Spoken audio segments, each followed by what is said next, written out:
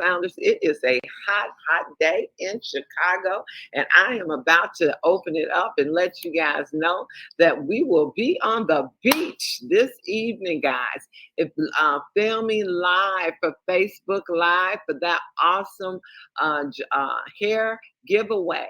We told you on Wakanda for Life, the corporate page, that if you enter before Thursday, so it's too late, and have some testimonies about hemp powered hair, you will be eligible for the free drawing that we're going to have tonight at 5 p.m. We will be broadcasting live. Wait a minute. It's 3 p.m. Okay. I just want to give you all the right times. But at 5 p.m., we will be broadcasting live from the lakefront. Guys, you hear me, from the lakefront of Chicago. And I saw somebody, they had a post out, and she wasn't from Chicago. And she said, who knew Chicago had beaches?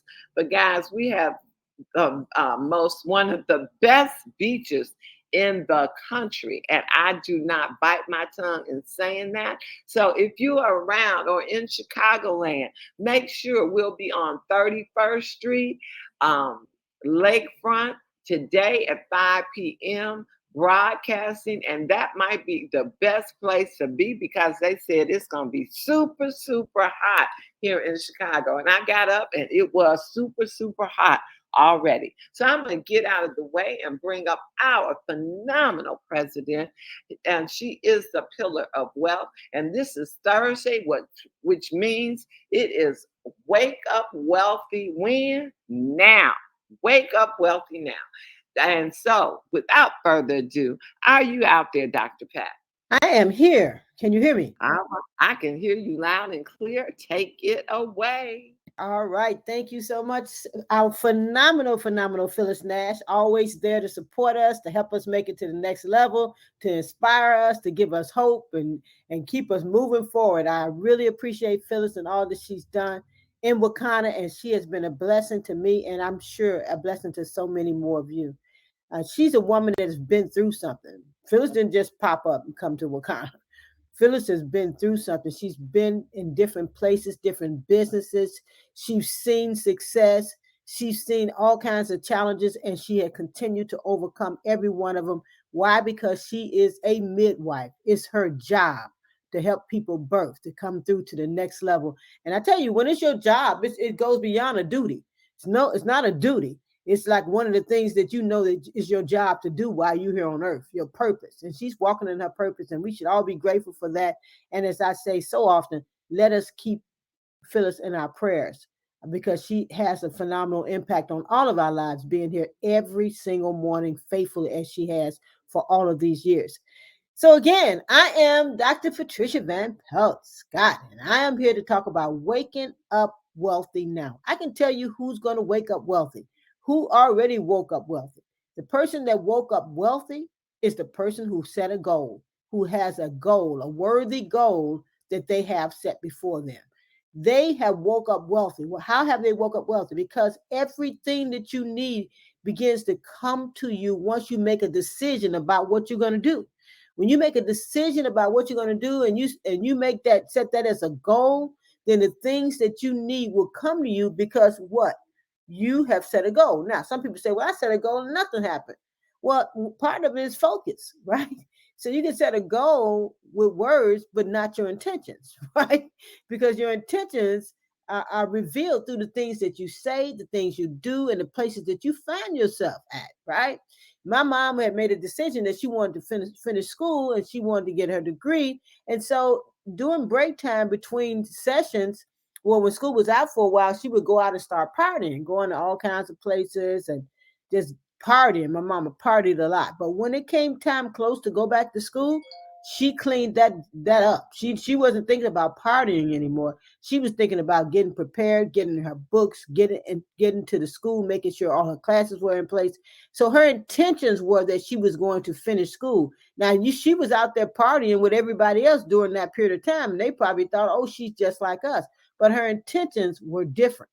So we have to make sure that we pay attention to our intentions because, like the scripture says, it said the heart is deceitfully wicked. Who can know it?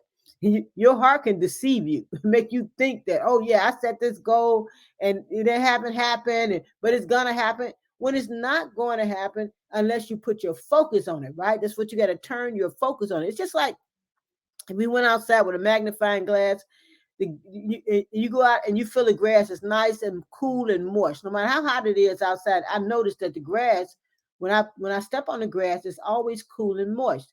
You take a magnifying glass and set it on that cool, moist grass, and let the sun beam through it. That grass will catch on fire. You hear me? It won't not only warm up and dry up and won't be moist anymore or cool, but it will catch on fire because the sunbeams are focused on that part of grass. It's the same way with us. We have to focus on our goal and we got to pull the trigger. We can't just keep going around in circles and we're going to keep trying the same thing over and over again. We got to get to the next level. We got to figure out what is that next level? What do I need to do to get to the next level, to take my business where it needs to go, to take my mind where it needs to go, to take my capacity where it needs to go? Because all of us are growing. Every one of us are growing in one way or the other. We either growing wiser or we retracting from wisdom. But either way, we're growing one way or the other, in one direction or the other, we're growing. And so we have to take the reins of our own life. We can't, it's nobody coming to take the reins of our life. Our mom is not coming. Mom is not coming to take the reins of our life and tell us to turn the TV off and get a notepad and paper and pen and start writing down some ideas. Nobody's coming to tell us that. We have to take the reins of our own life. It is our responsibility. Being a politician, I hear this so often that people think the politicians are supposed to solve the problems. They're supposed to solve the problems. They're supposed to take care of this. That's why we elected them. But you know what? The citizenry has a role too. Just like people out in the street marching now about this Roe versus Wade being overturned. Well, I'm telling you, if they weren't out there, do you think any noise would be being made at all in the Congress, in the halls of Congress, or in courtrooms and all of this? It wouldn't be any noise being made. Why? Because the citizenry has a role too. So it's the same way with you. You have to gather up your abilities, your capacities, and bring them together and focus on what you want. Because you can set a goal all day, but if you don't focus on what you want, you're going to find yourself what we used to call, when we were running a nonprofit organization, we call it mission creep, where we begin to creep away from our mission. And we had to make sure that we didn't do that because it was so many distractions. It was money coming from New York, money coming from Washington, D.C., money coming from Chicago. Money was here, money was there. They wanted you to take on one project, take on a project of helping teachers. Then the next one wants you to take on a project helping the kids. The next one wants you to take on a project of doing advocacy in the schools. So they all had their own things they wanted the nonprofit to do. But we had to realize that, okay, what is my sacred mission? What am I supposed to be doing here in the first place? And not allow ourselves to creep away from our mission. We call it mission creep. So I'm saying your mission. What is your mission today? I want you to get your mission down. And I want you to protect that mission, gather all of your capacities together and focus in on your mission and make sure you don't mission creep, because you'll end at the end of the day and won't have anything done that you wanted to be done, because everybody else has used you to fulfill their mission. You don't want that. You want to fulfill your own mission. So set your goal, turn your attention toward it, gather your faculties and focus, just like the sunbeams beaming through a magnifying glass will set up some wet grass on fire. When you focus and bring your capacities together and you turn your attention towards your mission, you are not creeping outside of that mission. You're sticking right in that mission. And when you do that, what you're doing is bringing all your abilities together so that you can not only wake up wealthy, but go to bed wealthy too. That's what it's all about. We are here for a purpose. So many people go back at the end of their lives and look back, man, and when I was younger, I could have done so many things. I could have ran for office. I could have started a business. I could have, taught children how to get wealth. I could have done so many things. And, I didn't do them because I was waiting for this to happen, waiting for that to happen. What's happening is that they're creeping away from their mission creep. That's what's happening. So we can see this. We don't have to go through it because we can see it. So let's turn our attention, just like we would have the beams of the sun going through that magnifying glass, focusing on that grass and turning that grass to fire.